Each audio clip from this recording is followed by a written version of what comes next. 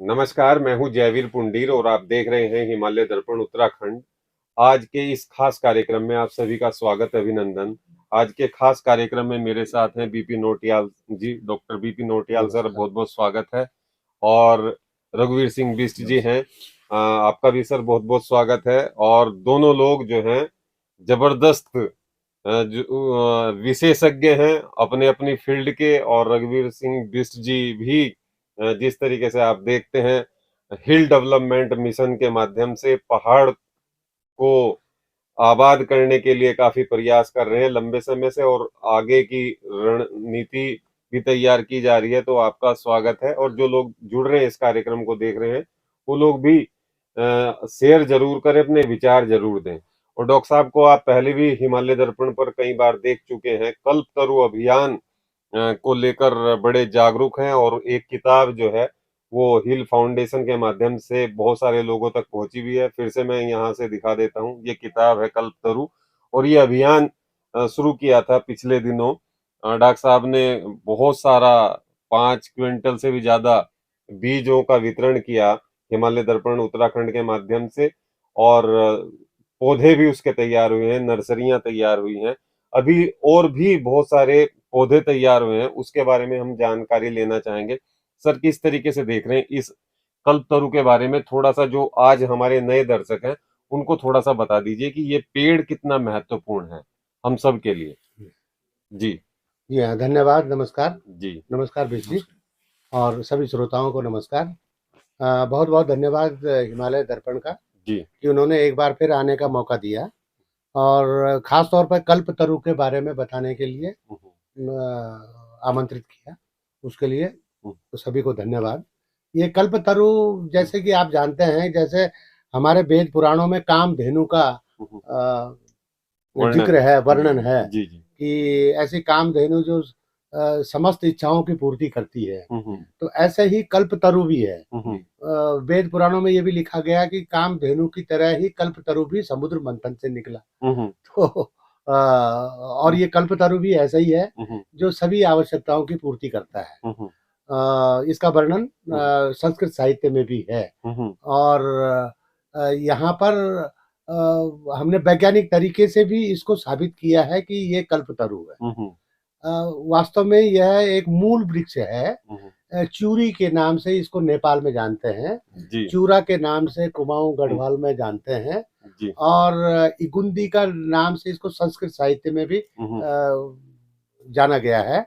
और तो एक पेड़ है जो गर्म घाटियों में उगता है और बहुत विशालकाय पेड़ है। एवरग्रीन जिसे हम कहते हैं, ये एवरग्रीन पेड़ है। तो जिस तरह से तुलसी का पंचांग सभी चीजों में काम आता है। पंचांग का मतलब पांचों अंग, जड़, तना, पत्ती, फूल और फल। तो ये पांचों चीजें तुलसी की भी होती है, इसीलिए तुलसी का इतना बड़ा महात्म्य दिया गया है। और इसी तरह से इसका चूरा का भी है। और इसको अंग्रेजी में बोलते हैं इंडियन बटर ट्री।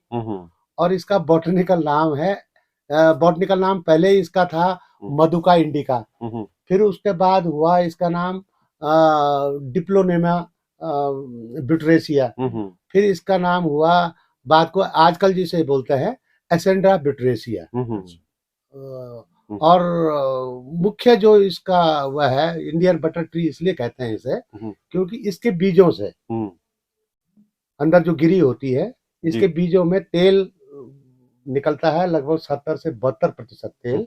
और वो तेल जम कर आ करके 10-15 मिनट बाद वो जम जाता है और घी के तौर पे जम जाता है, जैसे हमारा जैसे नारियल। नारियल का वो भी। हाँ, तो ऐसे कुछ पेड़ है जैसे जो तेल देते हैं, तो इस तरह से नारियल की तरह, क्योंकि नारियल का भी खाद्य तेल है, इसी तरह से ये खाद्य तेल है।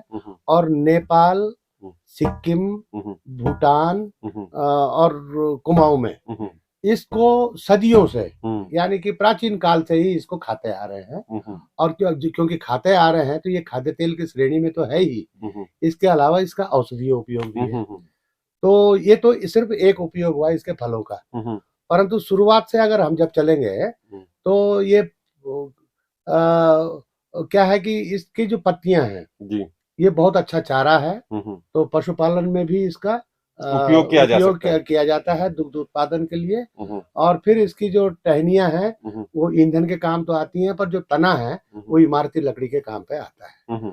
अब जब इसका अक्टूबर नवंबर में फ्लावरिंग होती है, जब इसके फूल बनने शुरू हो जाते हैं, तो उसी समय इन्हीं से डायरेक्ट शहद भी टपकता है। और ये कार्तिक के वो बोलते हैं कि कार्तिक शहद के नाम से ये बड़ा औषधीय शहद माना जाता है, औषधीय गुणों से भरपूर। तो पत्ती हो गई, तना हो गया और फूल हो गए, और फिर उसके बाद इसका बीज हो गया जिससे कि तेल निकलता है। अब जब इससे इतनी सारी चीजें निकल रही हैं, तो इसीलिए इसका नाम कल्पतरु दिया गया है। हमने लगभग 20 वृक्षों का कंपैरिजन किया और तालिका बनाई और उसको उसके उपयोग के हिसाब से सबको नंबर दिए। ये एक्सरसाइज हमने कई जगह करवाई साइंटिफिक तौर पर और मालूम हुआ कि सबसे ज्यादा नंबर इसी को मिले हैं कि इसी वृक्ष को, चूरा के वृक्ष को, इसलिए इसको कल्पतरु कहा गया है। अब सर जो हमारा कहना यह है कि इसको किस जो कल्पतरु अभियान हमने चलाया है, ये हम क्यों चलाएं? आप लोगों के जेहन में भी आएगा कि हम क्यों इसे इतना इम्पोर्टेंस दे रहे हैं। आप देखेंगे कि आजकल जलवायु परिवर्तन, सूखा, भूस्खलन, बाढ़, क्लाइमेट चेंज, ये सारी चीजें चल रही हैं और दुनिया भर के वैज्ञानिकों और विचारकों ने और योजनाकारों ने ये मान लिया है कि हम इन सारी समस्याओं को दूर करने के लिए इनका समाधान है बृहद वृक्षारोपण। हमें निरंतर पूरी दुनिया में वृक्षारोपण करने ही होंगे और ये सर्व सामान्य है कि पूरी दुनिया में प्रतिवर्ष लगभग 30,000 करोड़ वृक्ष का वृक्षारोपण होना ही चाहिए।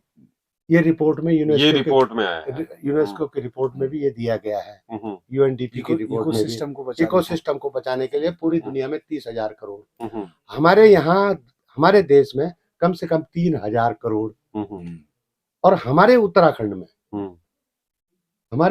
में कम से कम प्रतिवर्ष 30 करोड़ पौधे, 30 करोड़ वृक्षों का वृक्षारोपण होना चाहिए। लेकिन कितना हो रहा होगा सर?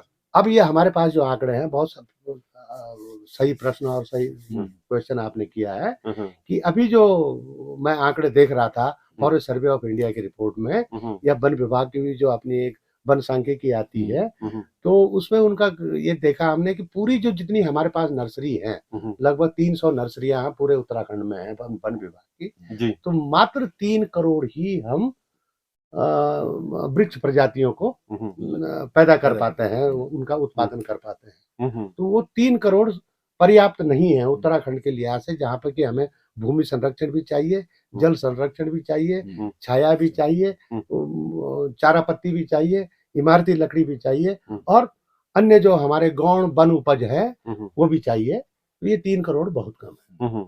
और उसके साथ साथ वैज्ञानिकों और विचारकों ने भी ये भी कहा है कि हमें बहुउपयोगी वृक्षों का वृक्षारोपण करना चाहिए। तो बहुउपयोगी मीन्स मल्टीपर्पज। अब ये मल्टीपर्पज है ही। अब यहाँ पे जो हमारी जो राष्ट्रीय समस्या, ये तो अंतर्राष्ट्रीय समस्याएं हैं ही, जलवायु परिवर्तन। आज हमारी राष्ट्रीय समस्या क्या है साहब कि हम हर चीज में आत्मनिर्भर हो गए। कृषि में हम आत्मनिर्भर, हॉर्टिकल्चर में हम आत्मनिर्भर हो गए, दूध में हम आत्मनिर्भर हो गए, परंतु हम खाद्य तेलों में आत्मनिर्भर नहीं। हम अपनी आवश्यकता, हिंदुस्तान की खाद्य तेल की आवश्यकता का 70%, 70% हिस्सा हम आयात करते हैं खाद्य तेलों का। और उसका जानते हो कितने का आयात होता है? वह है 2 लाख करोड़ रुपया प्रतिवर्ष। 2 लाख करोड़ प्रतिवर्ष। तो हमारा एक मिशन भी चल रहा है भारत सरकार का, आपने सुना होगा, एक दाल और तेल मिशन। तो एडिबल ऑयल मिशन भी चला है। उसी को लॉन्च करना, उसको तो लॉन्च तो पहले से ही है, पर उसी को गति देने के लिए पिछले वर्ष माननीय मोदी जी ने, हमारे जो देश के प्रधानमंत्री हैं, उन्होंने एक 11,000 करोड़ रुपए का एक खाद्य तेल मिशन, ऑयल पाम मिशन को लॉन्च किया है, जो कि दक्षिणी राज्यों से लेकर के और उत्तर पूर्वी राज्यों तक उसमें पाम ऑयल का प्लांटेशन किया जाएगा। तो ये तो सरकारी चीज हुई। हमारा कहना यह है कि जब हमारे पास इतना बड़ा संसाधन है, ये कल्पतरु या चूरा या इंडियन बटर टी, जिसके बीजों में 70% तेल है, तो एक तो उसको भी इस मिशन में शामिल किया जाए।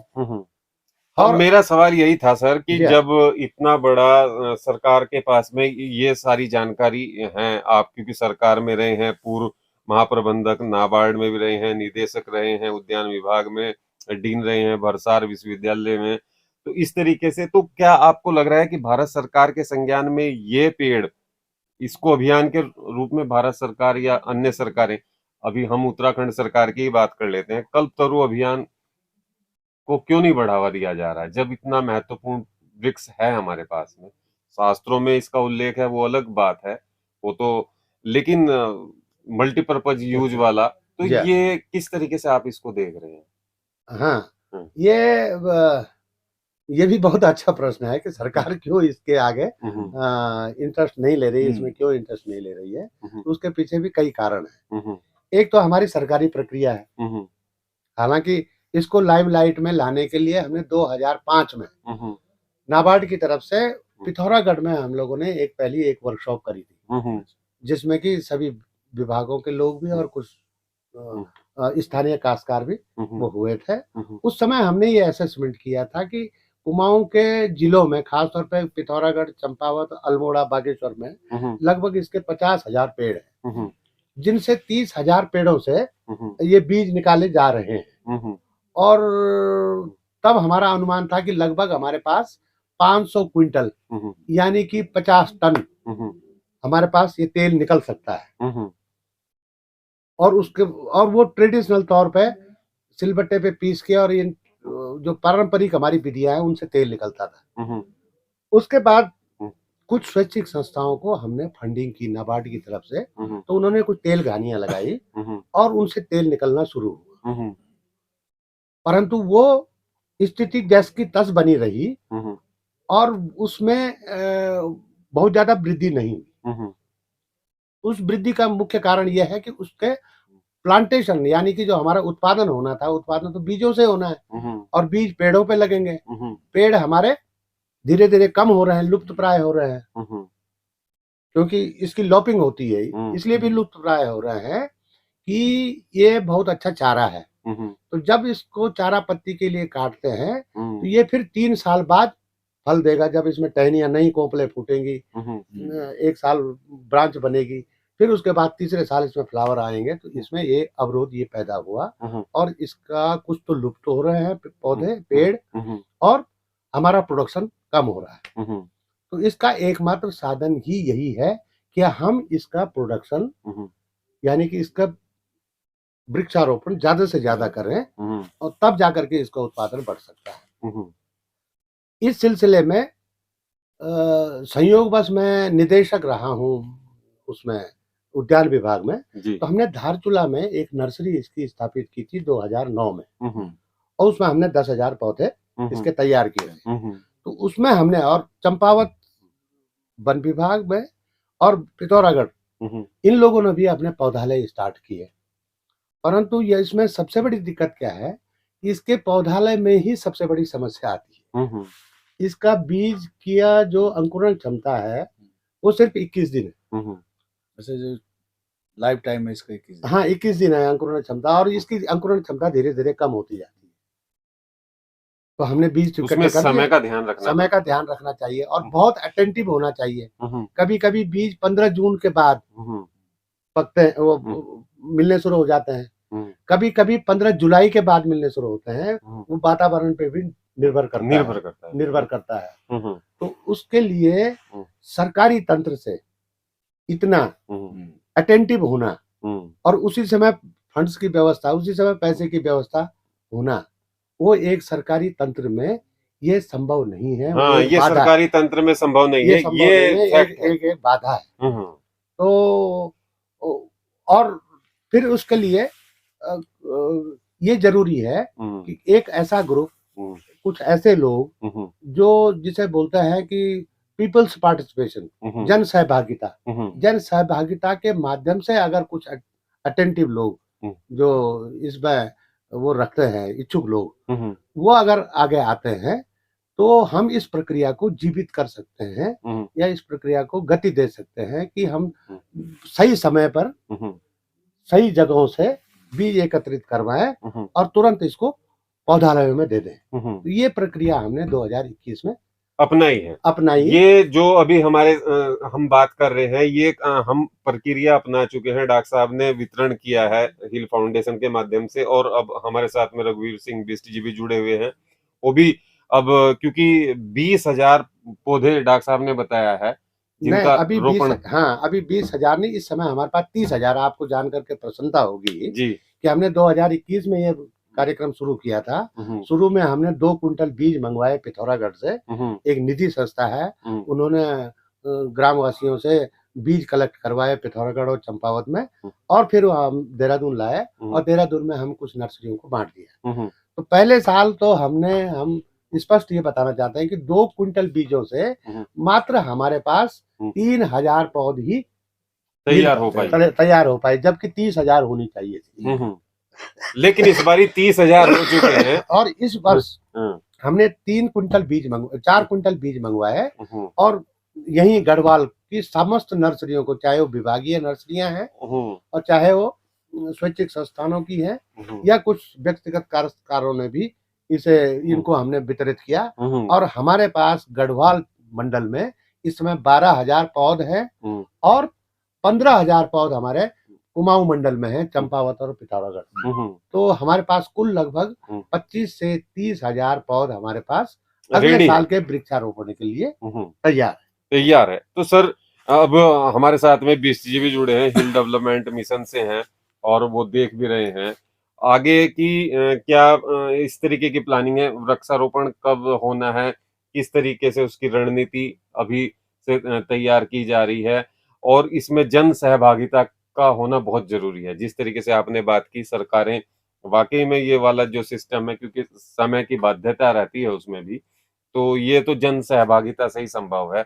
इतना महत्वपूर्ण वृक्ष है और इस पर हमने पहले भी वीडियो स्पेशल बनाई है, जो लिंक हम उसमें शेयर कर देंगे इसी कार्यक्रम में, पुराने वाले उसका, कि जो लोग कल्पतरु के बारे में जानना चाहते हैं, डिटेल में जानना चाहते हैं, तो उस लिंक के माध्यम से वो वीडियो आप जरूर देख सकते हैं। बाकी वृक्षारोपण को लेकर और जो हमारे बंजर खेत हैं उनको लेकर हम लोग सभी लोग चिंता कर रहे हैं, और बहुत सारे विशेषज्ञ हमारे साथ में हैं, हिमालय दर्पण उत्तराखंड के साथ में है, हिल फाउंडेशन के साथ में है, हिल डेवलपमेंट मिशन के साथ में, सभी लोगों को इकट्ठा किया जा रहा है कि सारे के सारे जो बुद्धिजीवी हैं वो एक प्लेटफॉर्म पर कहीं ना कहीं तैयार हों, मिले, आए और बातचीत करें। और जिस तरीके से ठीक है, सरकारें अपना काम कर रही हैं, योजनाएं बहुत सारी हैं, वो अलग बात है, लेकिन हमारी कोशिश है कि हम धरातल पर पहुंचकर वास्तविक रूप से किस तरीके से ये जो सारी समस्याएं देखने को आ रही हैं उस पर हम काम करें। काम करने का हमारा एक मिशन तैयार हो रहा है, और रघुवीर सिंह बिष्ट जी हैं, युवा भी हैं, आप जानते भी होंगे, बहुत सारे जो लोग हैं आज पहली बार शायद रूबरू हो रहे हैं हिमालय दर्पण पर। मेरे साथ में कई बार वैसे वीडियो चलाए हैं हमने उनके, लेकिन आपका स्वागत है, पहली बार आप आ रहे हैं, और हम अपेक्षा करेंगे और दर्शक भी कि आप लगातार अपना मार्गदर्शन देते रहें।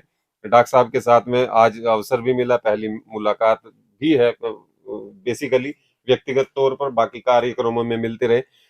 किस तरीके से देख रहे हैं रघुवीर सिंह बिष्ट जी कि ये अभियान लास्ट ईयर हमने इसमें डॉक्टर साहब के सहयोग से लोगों को वितरण भी कराया, आगे भी इस पर काम करेंगे, लेकिन बंजर होते खेत जो हैं, जिस तरीके से आप भी चिंता करते हैं, उसके बारे में क्या कहना चाहेंगे कि अब किस तरीके से आगे की रणनीति रहनी चाहिए, जो समस्याएं हम देख रहे हैं पहाड़ों की?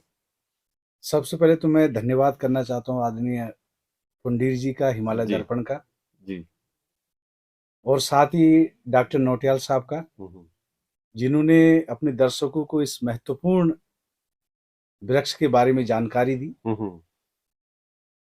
मैं पहले भी एक सेमिनार अटेंड कर चुका हूं, और जैसे कि डॉक्टर साहब ने भी कहा कि ये सिक्किम, भूटान और नेपाल और कुमाऊं एरिया में जो है ये वृक्ष पाया जाता है। गढ़वाल में शायद जो है इसकी जिस प्रकार से लगभग 1 लाख हेक्टेयर से ऊपर भूमि बंजर पड़ चुकी है, और ये हमारा उत्तराखंड का दुर्भाग्य कहे या वो कहे कि हम शुरू से ही जो सर्विस ओरिएंटेड लोग रहे हैं। हमने कभी भी कृषि को और उद्यान को अपनी आर्थिकी से नहीं जोड़ा, पशुपालन को अपनी आर्थिकी से नहीं जोड़ा। और जिस प्रकार से डॉक्टर साहब ने एक कल्पतरु के बारे में बहुत महत्वपूर्ण जानकारी दी है कि अगर हम बंजर पड़े खेतों में कल्पतरु का वृक्षारोपण करते हैं तो निश्चित रूप से जिस तरह से जो है ये इसकी उपयोगिता उन्होंने बताई है, वो उस उपयोगिता से हम इस वृक्षारोपण करके अपनी भावी पीढ़ी को इसको उसके आर्थिकी से भी जोड़ सकते हैं। तो ये डॉक्टर साहब का बहुत अच्छा प्रयास है। और जहां तक मैं सभी अपने हिमालय दर्पण के दर्शकों से भी अनुरोध करना चाहता हूं कि जिन्होंने इतनी महत्वपूर्ण जानकारी दी, तो मेरा सभी हिमालय दर्पण के दर्शकों से अनुरोध है कि जो डॉक्टर साहब ने बहुत महत्वपूर्ण जानकारी इस कल्पतरु वृक्ष के बारे में दी है, निश्चित रूप से मेरा स्वयंसेवी संगठनों से भी अनुरोध है कि वो डॉक्टर साहब से संपर्क करें, हिल फाउंडेशन से संपर्क करें और इस कल्पतरु का वृक्षारोपण अपने अपने बंजर खेतों में जरूर करें। जी, बंजर खेतों में जरूर करें। डॉक्टर साहब, एक चीज और है, अभी किस तरीके से आप देख रहे हैं, अभी लगभग 25,000 से 30,000 के बीच पौधे हैं, और किस तरीके से आप चाह रहे हैं कि वो किन लोगों तक पहुंचने चाहिए, और एक गांव में कितने होंगे, तो फिर उससे लोगों को क्या फायदा होगा? जी, बहुत अच्छा पुनीत जी। अब और बिष्ट जी, क्योंकि बिष्ट जी हमसे आज हम लोग यहाँ पे जुड़ रहे हैं, और मुझे बड़ी प्रसन्नता हुई कि इनका इतना अच्छा मिशन, हिल डेवलपमेंट मिशन, और रियली फील्ड में कई प्रकार के जन जागृति से लेकर के और शिक्षा के क्षेत्र में बड़ा कार्य, शिक्षा और रोजगार के क्षेत्र में बड़ा कार्य कर रहे हैं। तो मेरा बिष्ट जी से खास तौर पे निवेदन है कि अभी हमें क्या करना है, हमें अलग अलग चरणों में हम चल रहे हैं इस अभियान के अंतर्गत। कि एक तो हमारी अपनी कोई ये व्यक्तिगत कोई एनजीओ नहीं, ये व्यक्तिगत प्रयास है। जैसे मैं हूँ, मेरे साथ एक हमारे उत्तराखंड वन निगम के प्रबंध निदेशक एमडी, बहुत सीनियर आईएफएस ऑफिसर हैं, वन सेवा के अधिकारी लेप्चा जी, जो कि प्रमुख वन संरक्षक के पद पर भी रहे हैं जी, तो वो भी इससे जुड़े हुए हैं। और उन्हीं के सहयोग से हम लोग ये बीजों का वितरण करते आ रहे हैं सभी विभागीय नर्सरियों में, तो उनका बहुत बड़ा योगदान है इस क्षेत्र में। तो हमारा ये कहना है कि हम प्रतिवर्ष, हमारा जो लक्ष्य है, जब तक हम जिंदा हैं तब तक हमारा लक्ष्य है कि हम प्रतिवर्ष, जो मूल भावना थी कि प्रतिवर्ष हम 1 लाख पौध इसकी कल्पतरु की तैयार करें और 10 वर्षों तक तैयार करें।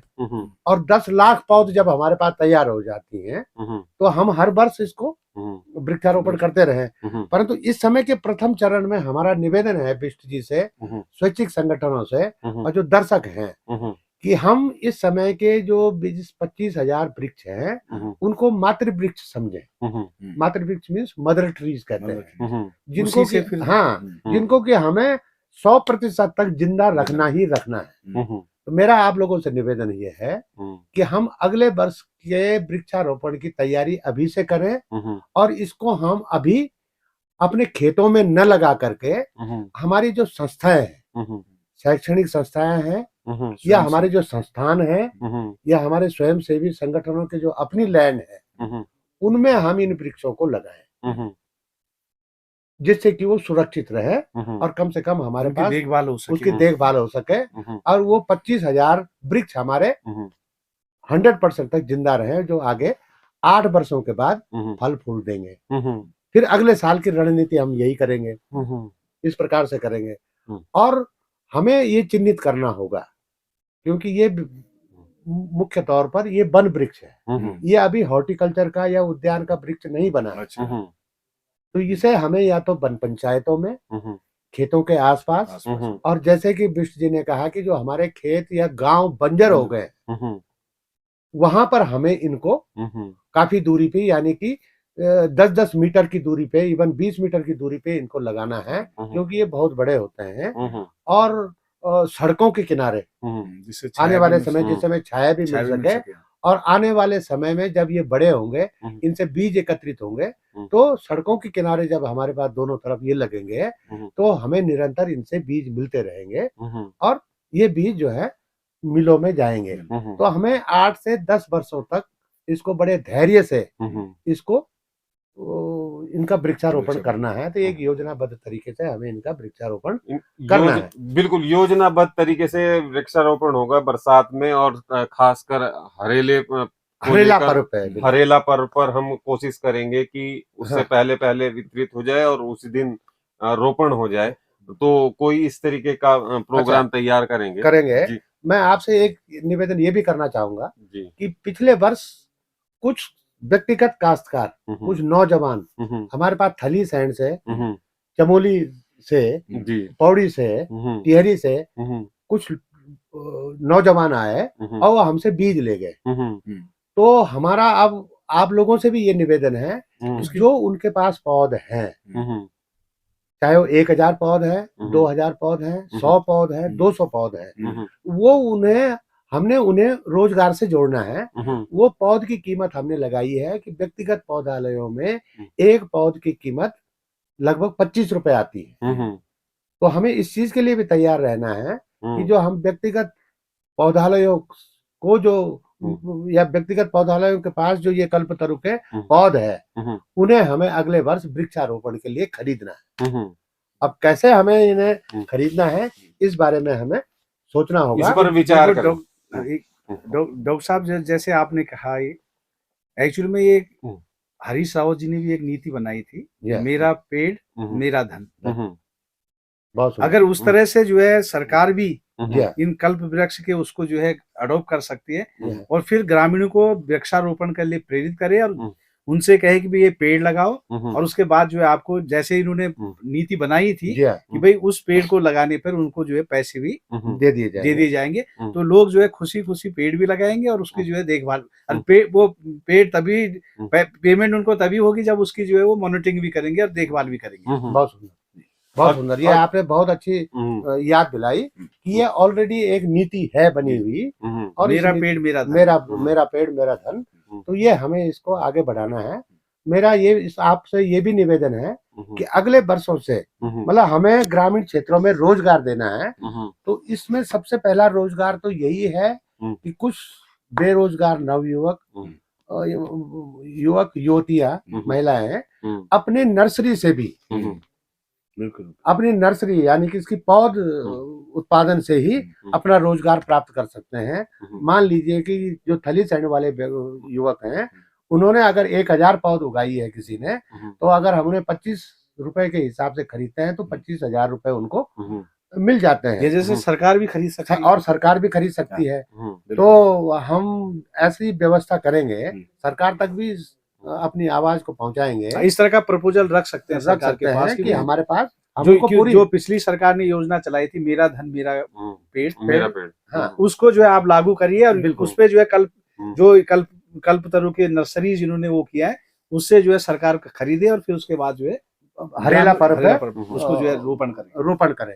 अब जो दूरगामी परिणाम इसके होंगे, तो सबसे पहला रोजगार तो इनको बीज एकत्रित करने से मिल गया कि जो लोग हमें बीज पहुंचा रहे हैं। अगले साल हम 10 कुंटल बीज मंगाएंगे, तो 10 कुंटल बीज का मतलब हमारा लगभग 50,000 से लेकर के 1 लाख रुपया हम उन स्वयं सहायता महिलाओं को, समूह की महिलाओं को पहुंचा देंगे, उन काश्तकारों को पहुंचा देंगे, नंबर 1। और नंबर 2, वो लोग जो कि अपनी नर्सरी बना रहे हैं, उनको भी रोजगार मिल गया। अब अगले साल बिष्ट जी जब वृक्षारोपण होगा, तो जो हम 25,000 गड्ढे खोदेंगे, वो भी एक रोजगार का साधन बनेगा, वो भी रोजगार का साधन, तो वहीं से रोजगार मिलेगा। अब कल्पना कीजिए कि 10 वर्षों में अगर हमारे पास एक वृक्ष से 1 क्विंटल बीज भी निकला, तो 10,000 वृक्षों से 10,000 क्विंटल बीज मिलेगा। और 10,000 क्विंटल बीज में से अगर 50% यानी कि 5,000 क्विंटल भी हमारा तेल निकला, तो 5,000 कुंटल तेल का मतलब हुआ 500 टन।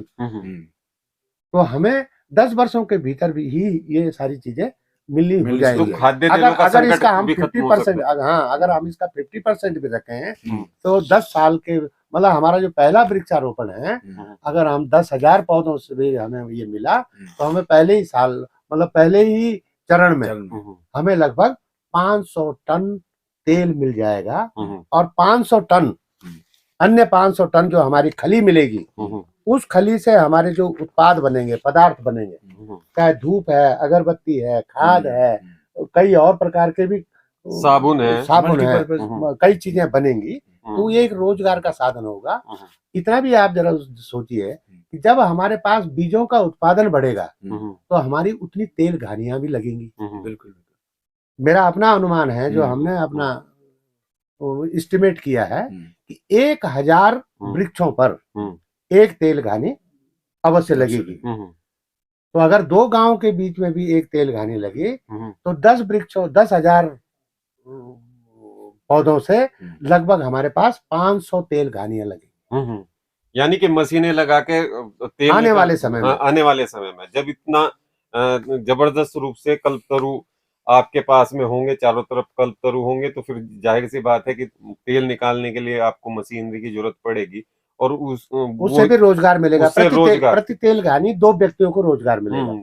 इसमें कोई दो राय नहीं है कि रोजगार। और फिर खली से बताया कि जिस तरीके से कोई अगरबत्ती, धूपबत्ती, नहाने के साबुन, अन्य बहुत सारी क्रीम, कई इंडस्ट्रियल प्रोडक्ट, बहुत सारे प्रोडक्ट बना सकते हैं। और ये खाद्य तेल में ही नहीं, आपको मैं बताना चाहता हूँ, एक सूचना देना चाहता हूँ कि इसके महत्व को देखते हुए ऐसी चीजें जनरली प्रकाशित नहीं होती हैं, खबर में नहीं आती हैं। जो उद्योग से लगे हुए कॉरपोरेट्स हैं, जो बड़े उद्योग घराने हैं, तो मैं आपको ये सूचना दे दूं कि इसके महत्व को देखते हुए डाबर इंडिया ने नेपाल में एक बहुत बड़ी चूरा की नर्सरी स्थापित की है। और बहुत हजारों हेक्टेयर में वो प्लांटेशन को करवा रहे हैं। उसका मुख्य कारण 2 चीज के लिए है। एक तो शहद के लिए है, क्योंकि उससे आने वाले की डिमांड पूरी होगी, मिलता रहेगा। और दूसरा जो इसका घी है, तेल है, क्योंकि तेल ही घी है, क्योंकि तेल 15 मिनट बाद जम जाता है। तो ये सारा कॉस्मेटिक इंडस्ट्री में और आयुर्वेदिक इंडस्ट्री में जाएगा। तो डाबर ने इतना बड़ा अपना प्रोग्राम बना लिया है। तो जब डाबर एक अकेला औद्योगिक घराना इतना बड़ा प्रोग्राम नेपाल में चला सकते हैं, तो हम लोग भी तो उत्तराखंड में क्यों नहीं जन सहभागिता के माध्यम से इस कार्यक्रम को चला सकते हैं। तो आने वाली पीढ़ी के लिए ये बहुत बड़ा लाभदायक होगा। बहुत बड़ा लाभदायक होगा आने वाली पीढ़ी के लिए। और उसी प्रयास में हम सब लोग जुटे हैं, विशेषज्ञ हमारे साथ में हैं। आप लोगों से भी मैं अनुरोध करता हूं हमेशा कि आप लोग जरूर प्यार अपना बनाकर रखें। और ये जो जानकारियां हैं, ये जानकारियां ऐसी हैं कि कहीं दूसरे जगह पर ये जानकारी आपको शायद ना मिले, जो जानकारी आपको हिमालय दर्पण उत्तराखंड पर मिलती है। और ये बुद्धिजीवी जो लोग हैं, उनका एक समूह हम तैयार कर रहे हैं। ऐसे लोग हैं जिनका सदुपयोग हम कर सकते हैं उत्तराखंड के लिए, अपने पहाड़ों के लिए। और समस्याएं जिस तरीके से देख रहे हैं, उन्हीं समस्याओं को फोकस किया जा रहा है। सभी जितने भी कार्यक्रम आप देखते हैं, मैक्सिमम कार्यक्रम में आप ये सारी चीजें देखते हैं कि हमारा पूरा का पूरा जो फोकस है वो इसी चीज को लेकर है। आने वाले समय में हम जिस तरीके से कोशिश कर रहे हैं कि धरातल पर पहुंचकर ये सारी चीजें, रोजगार भी है उसमें, खेत जो बंजर हुए हैं वो भी हमें उपजाऊ बनाने हैं। इस तरीके की बहुत सारी चीजों को लेकर हम काम कर रहे हैं। रघुवीर सिंह बिष्ट जी से अब चलते चलते क्या कहना चाहेंगे बिष्ट जी? जिस तरीके से डॉक्टर साहब ने बताया कि डाबर इंडिया ने नेपाल में पूरा का पूरा सिस्टम बना दिया, हमारे पास भी तो बहुत सारी कंपनीज हैं आज की डेट में कि इस तरीके से। लेकिन पहाड़ में हम कोई अगर इस तरीके का काम करना चाहते हैं, कोई कंपनी पहुंचती है।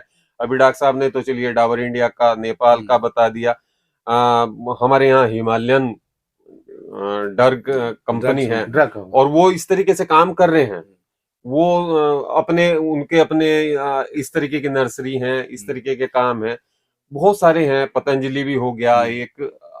आप किस तरीके से देख रहे हैं कि हम लोग पहाड़ को इस तरीके से आबाद करने की कोई प्लानिंग नहीं है या क्या है? सरकारों के पास तो छोड़ दीजिए, अभी प्राइवेट कंपनीज की अगर पहुंचती हैं इस तरीके से, क्या रेस्पॉन्स मिल सकता है पहाड़ से?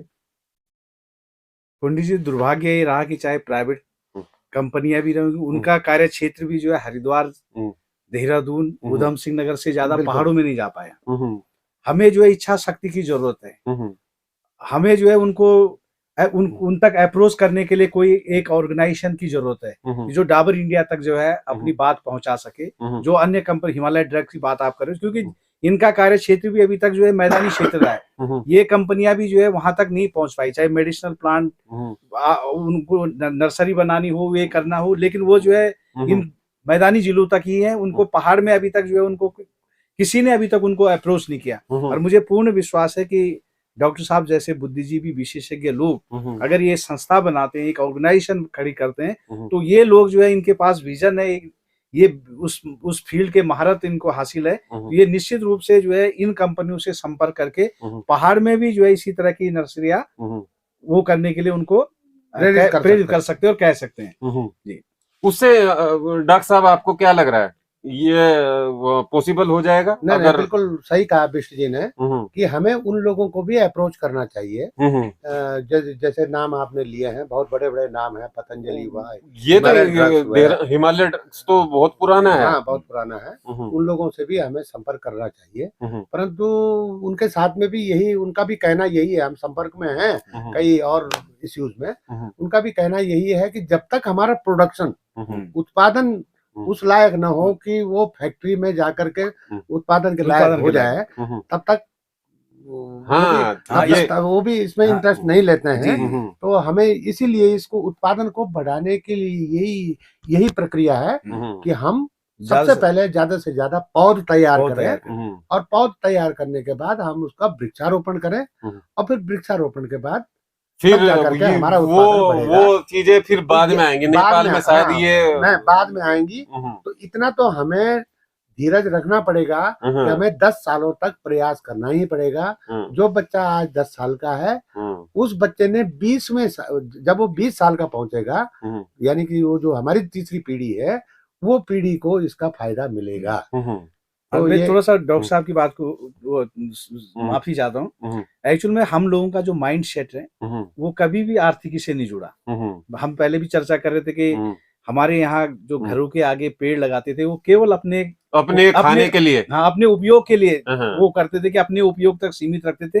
अगर एक जो है उसका माल्टा का पेड़ है तो उनका केवल घर के आगे एक ही माल्टा का पेड़ होगा। ये नहीं सोचते कि वो 20-25 माल्टा के पेड़ लगा दे, ये एक जो है सेब का पेड़ लगाना हो या नींबू का लगाना हो। इस तरह से जब तक हमारे लोग अपने अंदर एटीट्यूडल चेंज इस तरह से नहीं आएगा, वो जो है डॉक्टर साहब जैसे लोग जब वहां जाकर के जन जागरूकता की जरूरत है, जिस तरीके से बीजेपी करे। हाँ, मैं एक और बताना, जैसे आप बहुत से लोग कहते हैं कि अचार की फैक्ट्री तो लग सकती है, लेकिन उसके लिए जैसे प्रोडक्टिविटी डॉक्टर साहब ने कहा कि उसके लिए उत्पादन उतना चाहिए। हम अगर पूरे एक ब्लॉक में भी ढूंढ करके जाए तो हमें 10 टन जो है वो नहीं मिल सकता, आंवला नहीं मिल सकता, आंवला नहीं मिलेगा, नींबू नहीं मिल सकता है, नींबू नहीं मिल सकता। तो फिर हम अगर कोई वहाँ फैक्ट्री चलाएगा कैसे? फैक्ट्री चलाएगा कैसे? तो उपयोगिता की जो प्रोडक्टिविटी बात जो है डॉक्टर साहब ने की है, तो सबसे पहले जैसे डॉक्टर साहब ने भी कहा कि हमें उत्पादकता बढ़ानी है, और जब हम उत्पादकता बढ़ाएंगे तो निश्चित रूप से जो है फिर बड़ी बड़ी कंपनीज भी आपकी तरफ आकर्षित होंगी। कहने का मतलब यही है, जिस तरीके से हम बातचीत कर रहे हैं। एक उदाहरण पहले भी कई बार दिया है पीसी थपलियाल जी ने कार्यक्रम के माध्यम से, कि डाबर इंडिया से उन्होंने बात की, जो उनके मालिक है। उन्होंने कहा कि उत्तराखंड में बहुत सारा माल्टा होता है, तो डाबर वालों ने कह दिया कि एक दिन भी ये जितना आपके यहाँ पे हो रहा है, एक दिन का भी प्रोडक्शन नहीं हो सकता, 365 दिन प्रोडक्शन चाहिए हमें। तो इतना माल्टा पैदा करो कि जिससे कि डाबर इंडिया या दूसरी कंपनीज आपकी तरफ देखें, या कोई भी चीज। ये तो माल्टा का एक एग्जाम्पल दिया, इसलिए कंपनी हमारी तरफ आकर्षित नहीं हो रही है, क्योंकि हमारे पास में इस तरीके का उत्पादन बहुतायत में नहीं है। और बहुतायत में जब तक नहीं होगा तब तक कोई कंपनी भी इस तरफ नहीं बढ़ेगी और लोगों को उसका लाभ भी नहीं मिलेगा। और ये 10 साल अभी हम लोग कल्पतरु पर काम कर रहे हैं, आप लोग भी हैं उसमें, सभी लोग शामिल हैं। आप सबको भी सहयोग करना है कि किसी भी तरीके से हमें अगर उत्तराखंड को बचाना है, अपने पहाड़ों को बचाना है, अगर पलायन करना है तो फिर पलायन तो हो ही रहा है, उसमें तो कोई दो राय नहीं है।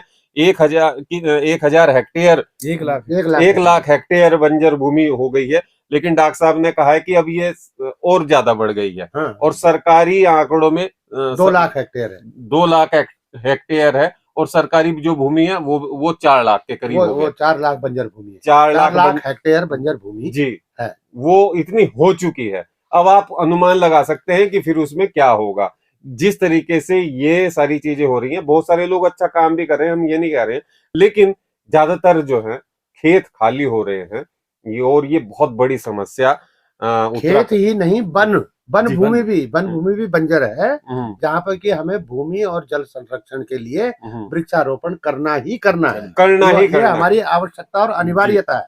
और तभी ये आपदाएं जो आ रही हैं, कई बार पहाड़ खिसक जा रहे हैं क्योंकि बंजर होते जा रहे हैं। बिल्कुल, इस तरीके की व्यवस्थाएं, जैसे डॉक्टर साहब ने पहले भी कहा कि इको सिस्टम को बचाने के लिए हर साल हमें हमारे उत्तराखंड में कितने 3 लाख 30 करोड़ हमें 30 करोड़ पेड़ प्रति वर्ष लगाने चाहिए।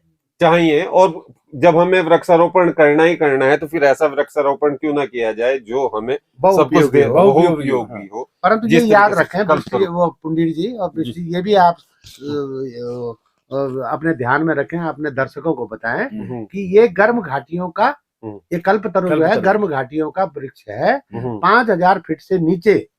ये बहुत महत्वपूर्ण है कि इसको किसी का विकल्प न समझें, ये सिर्फ चीड़ का विकल्प है। यानी कि 5,000 से नीचे भी हमारी जो भी बंजर भूमि है, जो भी पथरीली भूमि है, उस पे लगाया जा सकता है। ये अभी हॉर्टिकल्चर, उद्यान का वृक्ष नहीं है, ये हमारे बंजर भूमि का ही वृक्ष है, बंजर भूमि का ही वृक्ष है। तो और हमारे लिए तो अच्छी बात है। इससे खेती की जो एग्रीकल्चर लैंड है वो भी जो है डिस्ट्रॉय नहीं, उसको भी हम क्षति नहीं पहुंचा रहे हैं। ये हम चाहे वो सड़कों के किनारे हैं, आज हमारे पास, आप जस्ट ये बताइए, हमारे पास लगभग 40,000 किलोमीटर रोड, 40,000 किलोमीटर रोड हमारी बन चुके हैं पूरे उत्तराखंड में। और मैं तो पिछले 2 साल पुराने आंकड़े बता रहा हूँ, 40,000 किलोमीटर जो हमारे राज्य बना था उस समय 16,000 किलोमीटर है ना। तो हमारे जो अब कई गांव हमारे लगभग 12,000 गांव आज हमारे जुड़ चुके हैं उन रास्तों पे जो हम कहते हैं कि उत्तराखंड राज्य में विकास नहीं हुआ, सबसे बड़ा विकास तो हमारा सड़कों का, यानी कि हमारे गांव जो है आपस में जुड़ चुके हैं। उन रास्तों के दोनों तरफ हम 40,000 की बात नहीं कर रहे हैं, हम तो 10,000 किलोमीटर की बात कर रहे हैं कि अगर हमने 10,000 किलोमीटर में भी दोनों तरफ ये लगा दिया तो हमें कम से कम 10 करोड़ पौधों की आवश्यकता होगी। ये देखिए, और उस 10 करोड़ पौधों की आवश्यकता कहाँ से होगी? वो हम सब सरकारी विभागों से नहीं, उन 10 करोड़ पौधों के लिए हम अपने ही गांव में इन पौधों के 10 करोड़ पौधों की ये नर्सरियां बनवा सकते हैं। और सड़क के किनारे लगाने से एक तो फलदार पेड़ भी हैं, छायादार भी है, और उसकी सुंदरता, जो प्राकृतिक सुंदरता है, जब उस पे जो गाड़ियां चलेंगी तो उस नैसर्गिक सुंदरता जो है और बढ़िया बन जाएगी। और फिर हमें उसको कलेक्शन करने में भी, कलेक्शन करने में रोड हेड पे रहेंगे तो ट्रांसपोर्टेशन की दिक्कत, चाहे वो शहद का कलेक्शन हो, चाहे वो बीज का कलेक्शन हो, वो रहेगा। तो हमें जरा लंबी सोच के साथ, धैर्य के साथ आगे बढ़ना है। इन्हीं बातों के साथ जी मैं आप लोगों का भी धन्यवाद करता हूँ। और कुछ और कहना चाहेंगे बिष्ट जी चलते चलते? आज हमारे तो हम सब धन्यवाद आप सब। आज हम सब का सौभाग्य है कि यहाँ पे हमारे बीच में डॉक्टर नौटियाल जी ने कल्पतरु के बारे में जो महत्वपूर्ण जानकारी दी, और जो आने वाले उत्तराखंड के लिए अगर ये वृक्षारोपण होता है, और सड़क किनारे जिस तरह से उन्होंने कहा कि सड़क किनारे अगर ये वृक्षारोपण कल्पतरु को हम करते हैं तो ये 10 साल के बाद जो है एक तो छायादार वृक्ष, फलदार, और उसके साथ साथ जो नैसर्गिक सुंदरता हमारी उत्तराखंड की बढ़ाएगा। तो ये बहुत महत्वपूर्ण जानकारी के लिए उनका हम हृदय की गहराई से बहुत धन्यवाद करते हैं, और साथ ही हिमालय दर्पण का भी। जी, रोजगार के अवसर तो पहले दिन से शुरू हो जाते हैं, जिस दिन से आप बीज लेकर रोपण शुरू करेंगे, गड्ढा करेंगे, पौधा लगाएंगे और कुछ साल 2 साल बाद फिर वो चारा पत्ती के भी काम आएगा। पेड़ जो हैं वो आपके लिए हमेशा कुछ ना कुछ देते ही हैं, चाहे वो पशुओं का चारा हो। इस तरीके से हमारी कोशिश है, आप सब भी इस तरीके की कोशिश में आप जरूर सहयोग दें, अपना प्यार दें, कार्यक्रम को आगे बढ़ाएं, वीडियो को शेयर करें। जिन लोगों ने हिमालय दर्पण उत्तराखंड के पेज को फॉलो नहीं कर रखा है तो वो फॉलो भी जरूर कर लें।